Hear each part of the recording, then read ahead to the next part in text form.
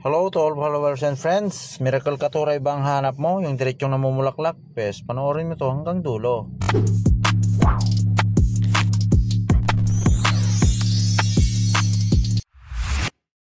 Hello, magandang araw sa ating lahat mga kanegosyo.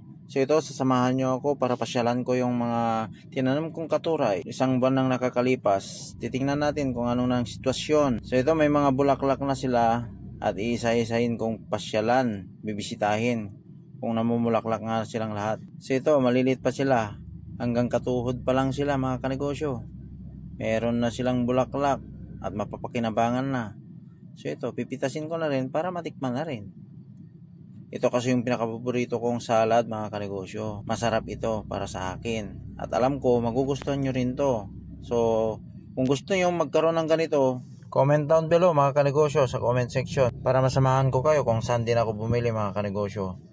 Maganda to mga kanegosyo para sa mini farm natin. 2 in 1. Pwede ng pambakod at may panguram ka na rin.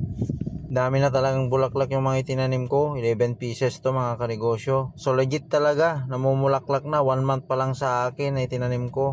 At syempre ang kagandaan dito mga kanegosyo, dire-diretso silang namumulaklak dahil Miracle Katuray po sila.